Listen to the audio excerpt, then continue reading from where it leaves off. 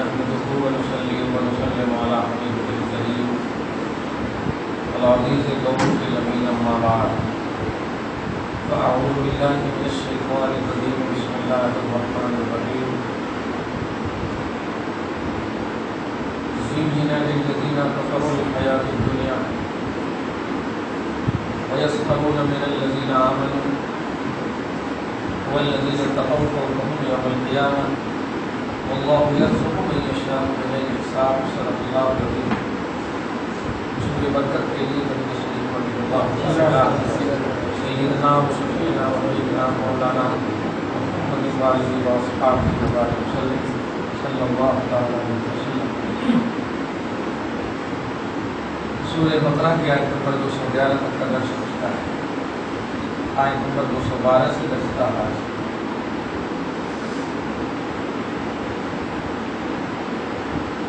اللہ پاک ایمان والے کی شان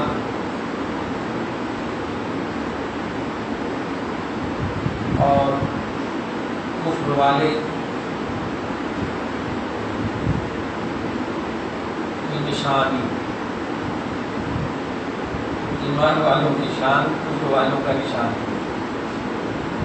بیان فرماتے ہوئے ارشاد فرماتا ہے زُيِّنَ لِلَّذِينَ كَفَرُوا،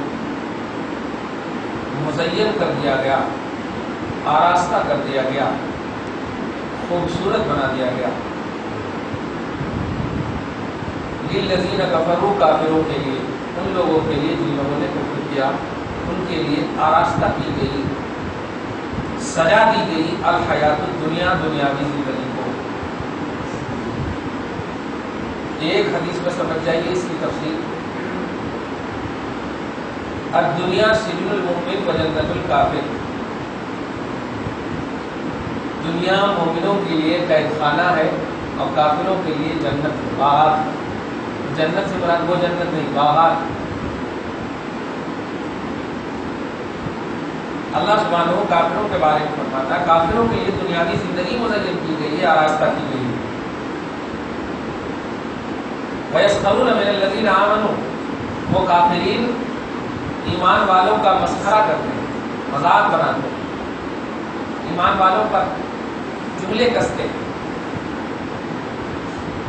کئی قسم کی اس طرح کی آیتیں آپ نے سن لی ہے کہ صحابہ کرام کا جو گزر ہوتا تو ابو جہلی گروہ ان کو مذاق کیسے کرتا ہے.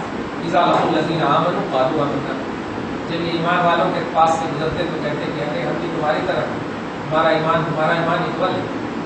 اور جب اپنے گرو گھنٹال کے پاس جاتے تو کہتے ہیں معکم، ہم تمہارے ساتھ ہیں، انما نحن مستہزئون، ہم تو ان کے ساتھ مذاق کرنا چاہ رہے تھے، ہم ان کو بنانا چاہ رہے تھے. اللہ پاک نے کھانا کئی زاویے سے پڑھا ہے. اللہ یستہزئ بہم ویمدہم، اللہ ان کے مذاق کا بدلہ دے گا اور انہیں ڈھیل دے گا. یہ اپنی سرکشی میں سرگرداں رہیں. تو ایسے ہی کافروں کے بارے میں اللہ فرماتا ہے کافروں کے لیے دنیاوی زندگی آراستہ کی گئی. وَيَسْخَرُونَ مِنَ الَّذِينَ آمَنُوا، وہ کافرین دنیا میں ایمان والوں پر ہنستے ہیں. آج کی تاریخ میں تو بہت آسانی سے ہم سمجھ جائیں گے کہ آج اپنی انڈیا کے مسلمانوں پر کس طرح کا ظلم ہو رہا ہے. آپ خود دیکھ رہے ہیں. ہمیں ووٹ لیتے وقت کہا جاتا کہ ہم اتنے فیصد دیں گے، اور جب جیت جاتے ہیں مانگنے کے بعد بھی نہیں شروع کرتے ہیں دینے کا سلسلہ. تو ہمارا صرف بس زبانی مطالبہ ہی رہ جاتا ہے، چیخ چلانا ہی رہ جاتا ہے. افسوس کے ساتھ کہنا پڑتا ہے کہ وہ انڈیا، وہ ہندوستان جس پر مسلمانوں کی قربانی خود دلیل ہے، خود گواہ ہے، اتحاد گواہ ہے، زمینی اتحاد بھی، جسمانی اتحاد بھی، دونوں. یہ تاج محل کس کا ہے؟ ہم یہ سیاسی جملہ نہیں بولنا چاہتے. کس نے بنایا؟ آپ ہی بتا دو. قطب مینار کس نے بنایا؟ آپ ہی بتا دو. آثار قدیمہ جتنے بھی ہیں ان کے بناوٹ میں کن کا ہاتھ ہے، کن کا رول ہے، تمہیں بتا دو. عجیب بات. ہم بادشاہ بن کر رہے تو ہم کو قبول کرتے تھے، اور رعایا بن کر رہے تو قبول نہیں کرتے. رتی کی جھوپڑی اڑا لے. اللہ پاک اسلام کی حفاظت فرمائے, مسلمانوں کی حفاظت فرمائے. ہمارے پاس یہی ایک دوا بھی ہے اور دعا بھی ہے, اور اسی میں الحمدللہ اپنی کامیابی سمجھتے ہیں. تو یہ کافرین مومنوں پر ہنستے ہیں, مومنوں کا مسخرہ مذاق اڑاتے ہیں. اللہ سے سنیے, والذین اتقوا فوقہم یوم القیامہ, یہ دنیاوی زندگی ہے, تیرے لیے ہے, اور یہ ہم خود کہتے ہیں. اے مومنوں, تمہارا ایمان اور تمہارا تقوی اگر قائم رہا تو فوقہم یوم القیامت, ان کے اوپر تم کو رکھوں گا قیامت کے دن. فوقہم, ان پر فوقیت دوں گا, ان سے بڑے رہو گے. یوم القیامت, اس دن جس دن کے سب پریشان ہوں گے, تم کو پریشان نہیں کروں گا. سبحان اللہ. یہاں تو اپنی پریشانی کا مداوع حل کر لیتے ہو, آپ تلاش لیتے ہو, بیمار ہوتے ہو ڈاکٹر کے پاس چلے جاتے ہو وغیرہ وغیرہ, ذرائع ہیں, کوئی سینے سے لگا لیتا ہے, تکلیف دور ہو جاتی ہے. مشقت پریشانی اس کے اسباب اور ذرائع ڈھونڈ لیتے ہو. میدان محشر میں تو بس سب نفسی نفسی میں رہیں گے نا. لیکن ایمان والو, کافروں کے مقابلے میں تم اپنے آپ کو ہرگز کمتر مت سمجھنا. وہ رب العالمین جو ہولناکیوں کا تمہیں درس دیا ہے, ڈر اور خوف کے بارے میں بتایا ہے, وہ کہہ رہا ہے کہ ان کافروں کے مقابلے میں تمہیں فوقیت دوں گا قیامت کے دن. اس سے بڑی بات کیا ہوگی؟ ہمارا خالق ہم کو کہہ رہا ہے, سمجھ رہے آپ؟ ارے باپ بھائی کہے کہ تم کو وہ زمین دوں گا تو وہ اثر نہیں ہوتا. باپ اگر کہے کہ وہ زمین دوں گا تو اثر ہوتا ہے. جو اس کے ہاتھ میں ہے, اس کے طاقت اور مالک کے ظاہری طور پر. رب کہہ رہا ہے ہمیں کہ تم کافروں کے محلات اور ان کی بلڈنگیں دیکھ کر پریشان مت ہو, یہ دنیا کی جنتیں ہیں, ہم اس جنت کو دیں گے جس جنت کو دیکھ کر ساری جنتیں افسوس اور کف دست ملیں گی اپنے ہاتھ سے. ہاں, اس جنت کے بارے میں سنو, والذین اتقوا فوقہم یوم القیامہ. وہ مومنین جو تقویٰ کی منزل پر فائز ہیں, جو متقی ہیں, پرہیزگار ہیں, فوقہم یوم القیامہ, ان کافروں کے اوپر رہیں گے قیامت کے دن. کیوں؟ واللہ یرزق من یشاء بغیر حساب, اللہ جسے چاہ لیتا ہے بے حساب دیتا ہے. کتنا پیارا اللہ, جسے چاہ لیتا ہے. پہلے چاہنے والا تو بناؤ, پہلے چاہت کی لائق تو بناؤ کہ اللہ چاہنے لگے.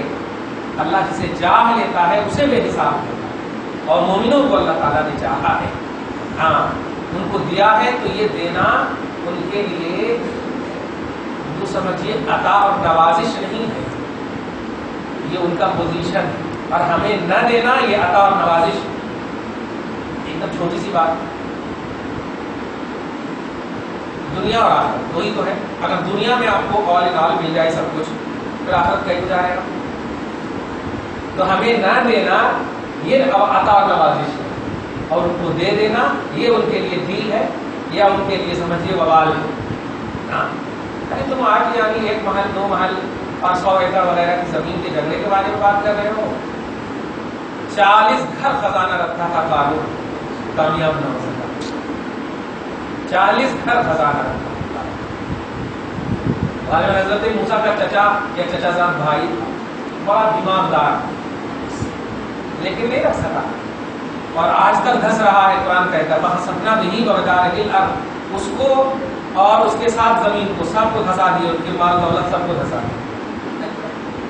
تو اسباب, ذرائع, دنیاوی ٹھیک ٹھاک, محلات, بلڈنگیں, زمینیں, یہ بیس کامیابی کا نہیں ہے. اللہ خوش ہو جائے یہ بیس کامیابی, اللہ خوش ہو جائے یہ ہماری کامیابی کا بیس ہے. آگے دیکھیے آیت نمبر 213. کان الناس امۃ واحدہ, سارے لوگ ایک امت تھے, سارے لوگ ایک امت تھے. حضرت آدم سے لے کر کے حضرت نوح تک کا جو زمانہ تھا ایک شریعت پر تھی, ساری امت ایک شریعت پر تھی. حضرت آدم سے لے کے حضرت نوح تک. نوح علیہ السلام جب تشریف لائے, اسی لیے حضرت نوح علیہ السلام کا لقب ہے اول الرسل, یعنی پیغامبری میں, رسول میں سب سے پہلے بھیجے جانے میں شریعت کے اعتبار سے حضرت نوح علیہ السلام ہے سب سے پہلے, وجود اور ظہور میں سب سے پہلے. ورنہ آدم سے لے کر جتنے بھی تھے نبی وہ سب ایک شریعت میں, آدم سے لے کر کے حضرت نوح تک, اسی کی منظر کشی اللہ پاک بتا رہا ہے. کان الناس امۃ واحدہ, ایک امت تھے لوگ, ایک شریعت پر کاربند تھے, ایک اس پر تھے. توجہ دیجیے گا. اور آگے فبعث اللہ النبیین مبشرین, پھر اللہ پاک نے نبیوں کو بھیجنا شروع فرمایا.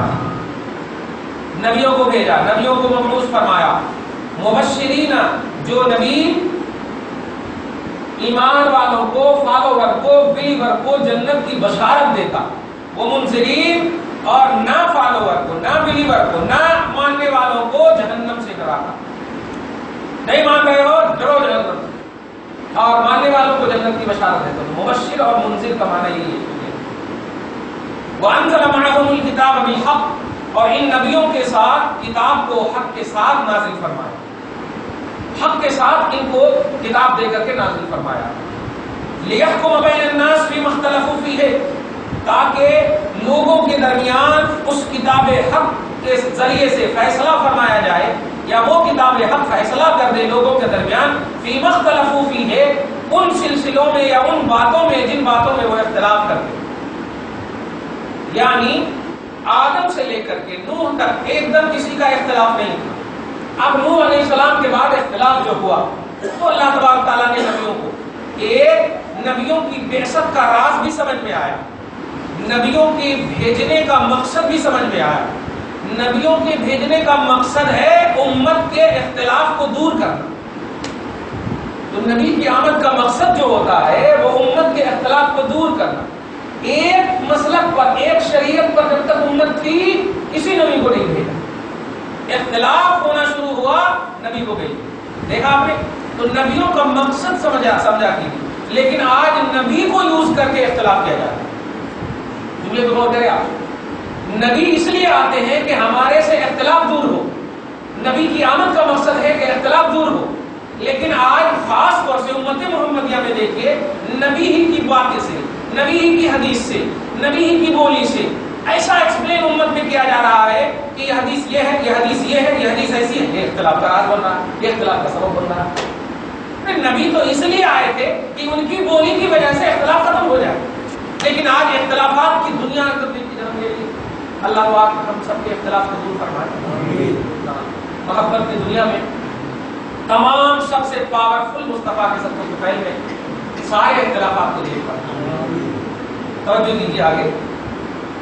لِيَحْكُمَ بَيْنَ النَّاسِ، تاکہ یہ قرآن یا یہ کتاب جو کتاب ان کے پاس آئی وہ فیصلہ کرے لوگوں کے درمیان اختلافی امور میں، اختلافی معاملات۔ آج بھی جو سوشل میڈیا وغیرہ میں آپ اگر ان سے کنیکٹڈ ہوں گے تو آج بھی میں نے فیس بک پر دیکھا کہ واہ، جانتے ہیں جب اپنے نبی کی بات ایسے ہمارا نبی کمپلیٹ، ان کی امت کمپلیٹ ہے، الحمدللہ ہم ماننے والے ہیں، میرا نبی ہم ان کو ماننے والے ہیں، کسی کافر کی ضرورت نہیں ہمیں، الحمدللہ وہ ایمان لائے، ہم یہ دعا کرتے ہیں۔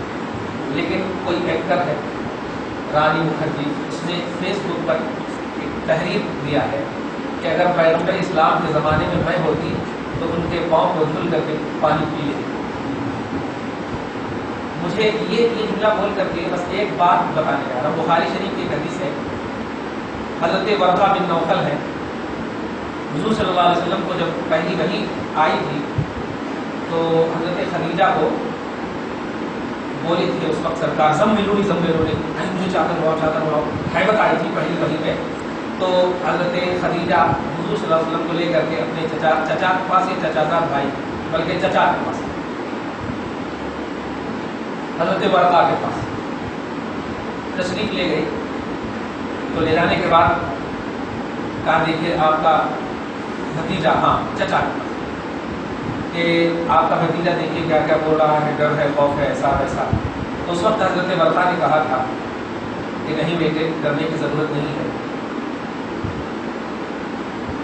یہ وہ چیز ہے جو دوسرے نبیوں پر بھی آتی رہی ہے۔ اور اس کے بعد جو جملہ کہا ہے کہ اگر میں تیرے اعلان نبوت تک زندہ رہا، تیرے اعلان نبوت تک زندہ رہا تو سب سے پہلے میں تیری تائید کروں گا۔ اور اس کے بعد دعائیہ جملے تھے کہ ایک کاش میں نبی کے زمانے تک رہتا تو میں ان کے قدم کو دھل کر کے پیتا، وہ مجھے یاد تو لغسل تو قدم نہیں، یہ جملہ ہے عربی کا، بخاری میں ہے کہ ان کے قدم کو دھل کر کے پیتا۔ دعا ہے کہ یہ ایکٹر کو اللہ تعالیٰ مسلمان بنا دے اور نبی کا واقعی وفادار بنا دے۔ ان کے جملے سے ہم متاثر نہیں ہیں، لیکن بات ہمارے نبی کی ہے تو الحمدللہ۔ ہاں خیر، بڑا پاورفل صلی اللہ تعالی علیہ وسلم. تو جب دیگر انبیاء کرام کی آمد کا یہ مقصد ہے کہ اپنی امتیوں کے اختلاف کو دور کیا جائے.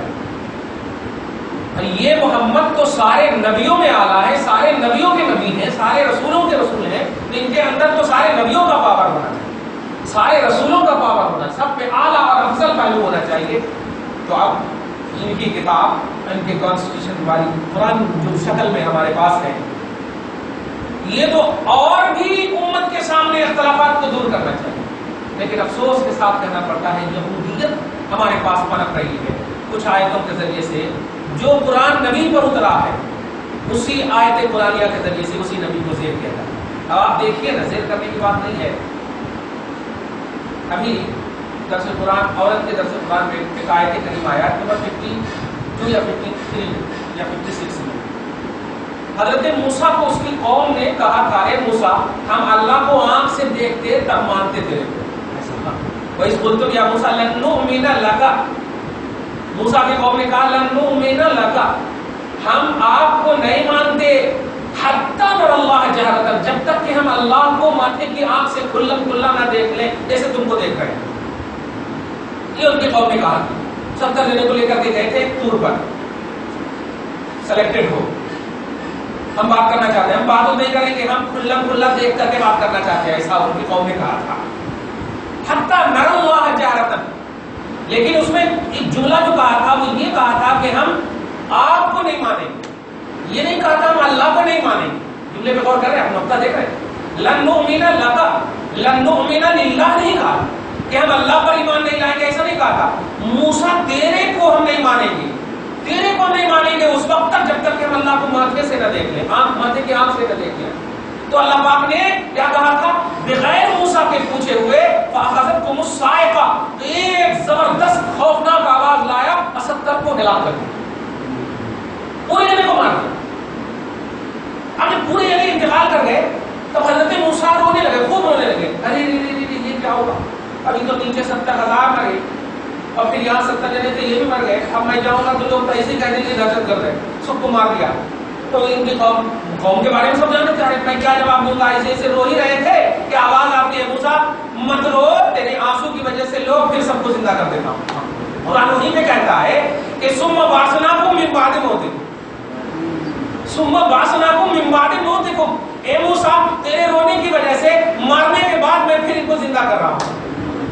لعلکم تشکرون، تاکہ اے موسیٰ کی قوم دیکھ میں اپنے کلیم کے رونے کی وجہ سے تجھے پھر زندگی دے رہا ہوں، پھر زندگی دے رہا ہوں. توجہ دے رہے ہیں.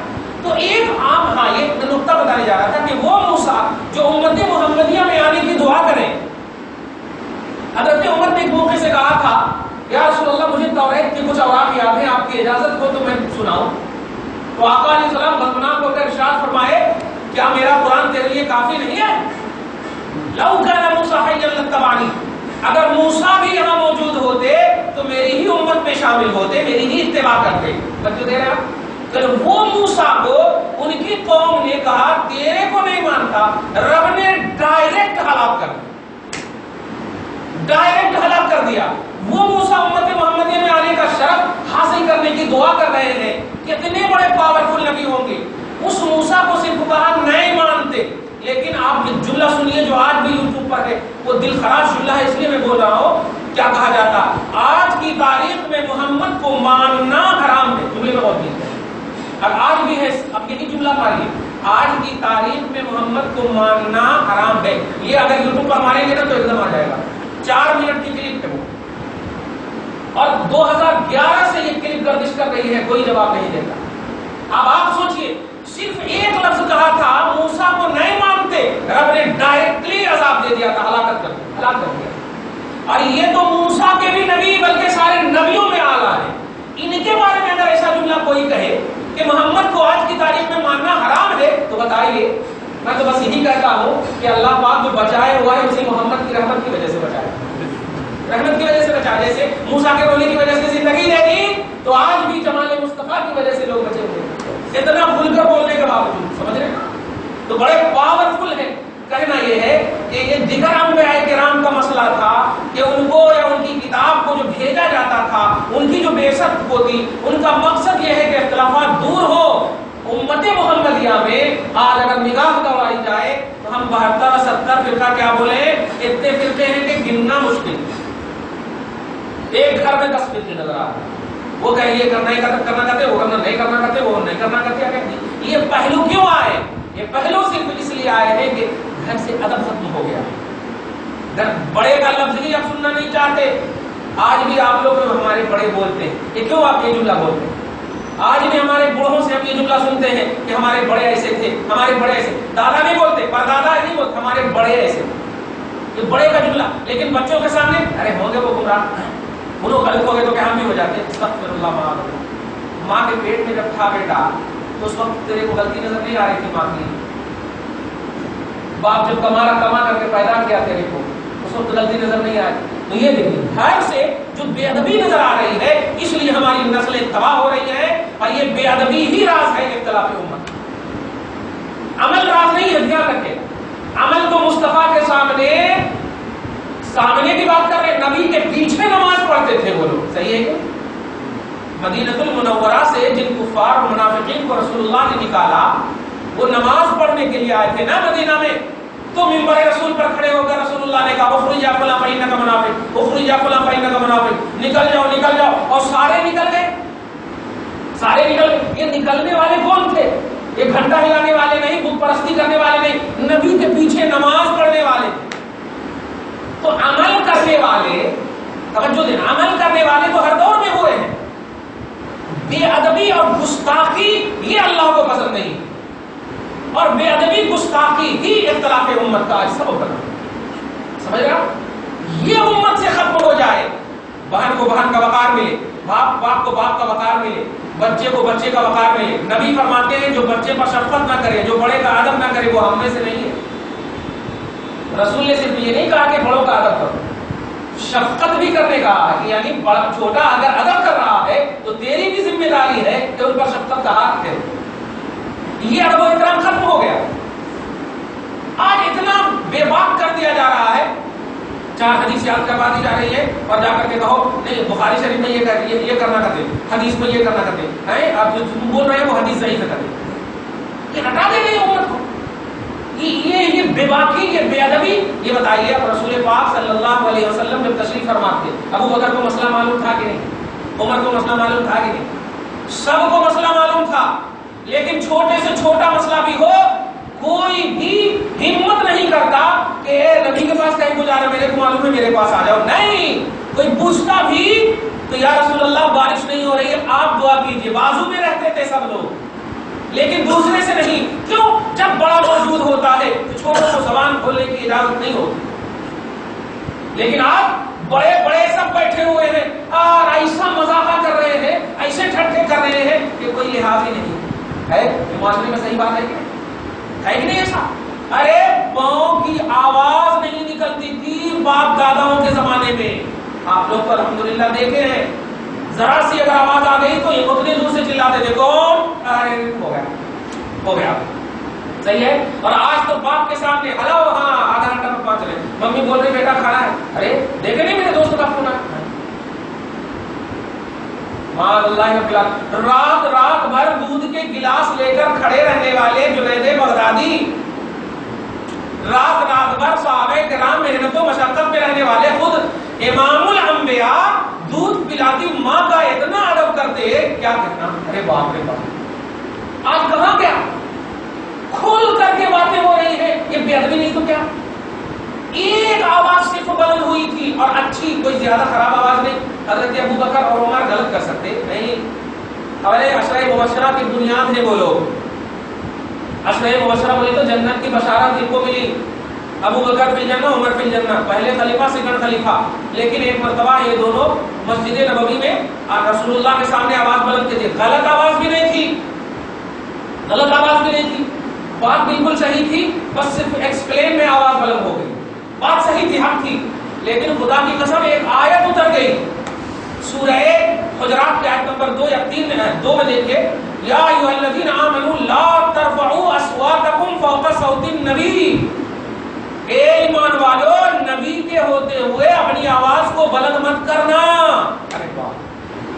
بتائیے تو اتنے بڑے ہونے کے باوجود، غور کر رہے ہیں جملے پہ آپ، اتنے بڑے ہونے کے باوجود نبی کے سسر ہیں، عمر میں اگر دیکھیں تو سسر ہیں، اور سسر تو بات کر ہی سکتا داماد کے سامنے، داماد نہ کرے گی ادب و احترام کا پہلو ہو سکتا، لیکن سسر ہونے کے باوجود جب ایک آیت اترتی ہے تو ابو بکر صدیق اور عمر فاروق کا اس آیت کے اترنے کے بعد معاملہ کیا ہوگا؟ آج اگر اپنے بیٹے کو آپ کہو چل چل چل چل، شادی شدہ ہے تو بیوی کو لے کے نکل جاتا، شادی شدہ نہیں ہے تو کھانا بند کر دیتا، ہوٹل میں کھاتا ماں کو رلاتا، دوستوں کے یہاں کھا لیتا ماں کو رلاتا، ارے جب کھا کے آئے تو بول دینا ماں میں کھا چکا ہوں، ماں تیرا انتظار کر کے بھوکی ہے اور کھانے کے لیے بول رہی ہے تو نہیں کھاتا کیوں بول رہا؟ کھا کے آیا ہوں بولنا، اب ماں ایسے ہی سو جاتی۔ اب کل جب آیت اترتی تھی تو منہ میں کنکڑی رکھ لیتے تھے یہ صحابہ تاکہ میری آواز پھر بلند نہ ہو، تب میں جا کر ہمارے ایمان اور ترقی کے وہ بیس بنے۔ آج ہمارے یہاں ابو بکر کیوں نہیں پیدا ہو رہے، عمر پیدا کیوں نہیں ہے، معین الدین پیدا کیوں نہیں ہو رہے، عبد القادر پیدا کیوں نہیں ہو رہے؟ یہی نہیں وجہ، بے ادبی گھر سے ہمارے پنپنے لگے۔ ادب و احترام کو زیور ہے کہ یہ دل کا یہ تعلق ہے، یہ مسئلے کا تعلق نہیں ہے، دل کا تعلق ہے، سمجھ رہے ہیں؟ آج بھی کھڑے پاؤں میں آپ جائیے، میں تعریف نہیں کر رہا ہوں ہندوؤں کی، لیکن آج بھی ہندو لوگ اگر نکلتے ہیں اور راہ میں مسجد یا درگاہ آ جائے تو چپل کھول کر پہلے ایسے کرتے ہیں، نیت میں جو بھی ہو، لیکن حقیقت ہے جھکاؤ۔ شرک کا فتویٰ ہم دے سکتے ہیں، کفر کا فتویٰ، لیکن وہ جھکاؤ ہے۔ تو ایک بے جان چیز میں جب رب العالمین نے اتنا عظیم ریسپیکٹڈ پہلو رکھا ہے، ارے باپ تو ایسے ہی عظمت والا ہے، ماں تو ایسے ہی عظمت والی ہے، سمجھ رہے ہیں؟ کہنا یہ ہے کہ اختلاف کی وجہ امام الانبیاء کی امت میں صرف بے ادبی ہے، نوٹ کیجیے، امام الانبیاء میں کی جو امت میں ہے یہ بے ادبی ہے، وہ امت سے اگر بے ادبی ختم ہو جائے تو انشاءاللہ کبھی بھی یاد رکھیے اختلاف ہمیشہ کے لیے ختم ہو جائے گا، کیونکہ جب گھر میں اختلاف نہیں تو باہر اختلاف کیوں؟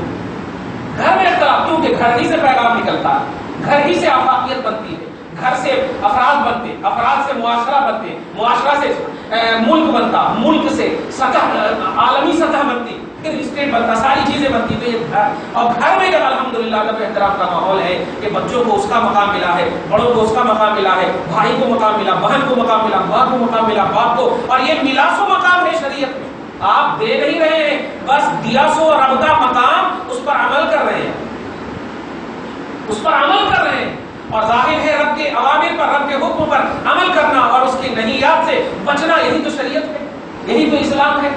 تو آیت کریمہ میں رب جو اشارہ فرما رہا ہے کہ سنو وَمَا اخْتَلَفَ فِيهِ إِلَّا الَّذِينَ أُوتُوهُ مِن بَعْدِ مَا جَاءَتْهُمُ الْبَيِّنَاتُ، سنو جو کتاب میں امور میں جو اختلاف کیے ہیں یہ کوئی گھنٹہ چلانے والے نہیں کیے ہیں، إِلَّا الَّذِينَ أُوتُوهُ جنہیں کتاب ملی ہے وہ لوگ اختلاف کیے۔ کتاب یعنی قرآن اللہ کی طرف سے جو احکام، توریت، انجیل، زبور، یہ سب جو بھی نازل ہوئے ہیں، جن کو کہا گیا اہل کتاب، یہ لوگ اختلاف کر رہے ہیں۔ کیا بات ہے، نبی کی جب تعریف ہے توریت میں تو کیوں چھپا رہے ہو؟ نبی کی تعریف ہے انجیل میں تو کیوں چھپا رہے ہو؟ تیری لکھی ہوئی کتاب نہیں ہے، رب کی کتاب ہے، وہ کانسٹیٹیوشن ہے، وہ قانون ہے، وہ لا ہے، اس کو کیوں چھپا رہے ہو؟ تو اختلاف تم کر رہے ہو، اس کو بن چھپا، جو حقیقت ہے ظاہر کر دو، وہ رب العالمین قانون دیا ہے، اس پر عمل کرو، عزت دے دے گا، دولت دے دے گا، شوکت دے دے گا، سب دے دے گا۔ فرماتا ہے مولا من بعد ما جاءتهم باغیاً بینہم، بس آپس میں یہ سرکشی ہے، آپس میں یہ عناد ہے، تو 2 گھر خریدتا، میں 3 گھر خرید کے دکھاتا ہوں۔ ارے بابا ایسا کیوں؟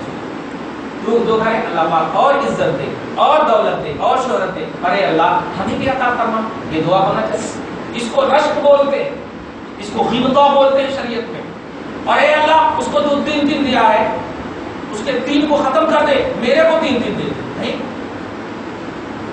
اللہ کو جب تو بلا رہا ہے ختم کرنے پر وہ قادر ہے، تیرے کو دینے پر قادر ہے، تو ختم کرنے کے کو بول رہا اس کو بھی دے دے، میرے کو بھی دے دے، دینے پر دے دے۔ تو دینے والا جب اللہ ہی ہے تو ختم کرنے کیوں بول رہا ہے؟